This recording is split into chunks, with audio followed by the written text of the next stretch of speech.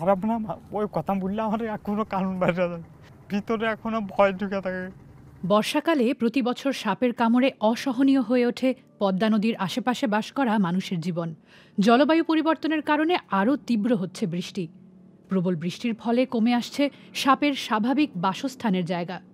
তাই মানুষের খুব কাছাকাছি এসে পড়ছে নানা প্রজাতির বিষাক্ত সাপ, যা একসময় এই অঞ্চলে দেখা যেত না। আমাদের যখন বয়স ধরেন 30-35, তখনই এত ছিল না। এটা আস্তে আস্তে হয়তো আছে, লোক অত নজরদারি করেনি, কিন্তু আস্তে আস্তে সাপ বাইরে এরকম হয়ে গেছে। এখন কোন জায়গায় থাকা এলো, কীভাবে বাড়লো, এটা তো আমরা বলতে পারবো না। এইসব তো আমার বাপ দাদারও দেখেনি। এবছর এখন পর্যন্ত বাংলাদেশে প্রায় 15,000 সাপের কামড়ের ঘটনা ঘটেছে। এতে প্রাণ হারিয়েছেন 84 জন। সাপের উপদ্রব বাড়ার ফলে চাপ বাড়ছে স্থানীয় স্বাস্থ্য পরিষেবার ওপরেও। জানুয়ারি থেকে সেপ্টেম্বর পর্যন্ত 25 জন সাপের কামড় খেয়ে রাজশাহী মেডিকেল কলেজে চিকিৎসাধীন অবস্থায় মারা গেছেন।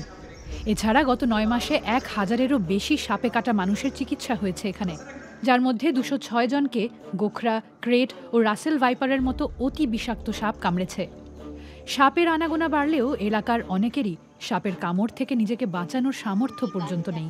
আমরা গরিব কৃষক মানুষ, এই যে আতঙ্ক, যে এরকম জুতা পায়দা গেলে একটু হয়তো পায়ের উপর তো কামড়টা দেয়, তো আমাদের গরিব মানুষকে কত কিনতে পারে?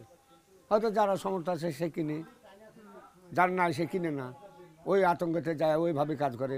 রাজশাহীতে এবছর মে থেকে সেপ্টেম্বর পর্যন্ত 1409 মিলিমিটার বৃষ্টি হয়েছে, যা এই মৌসুমের গড়ের চেয়ে অনেক বেশি। কর্তৃপক্ষের কাছে সীমিত সময়ের জন্য অ্যান্টিভেনম বা বিষরোধক আছে বলে জানিয়েছে বাংলাদেশের স্বাস্থ্য ও পরিবার কল্যাণ মন্ত্রণালয়। কিন্তু সবসময় দেশের সব প্রান্তে এই ওষুধ মজুত না থাকলে কিভাবে সম্ভব প্রতিরোধ?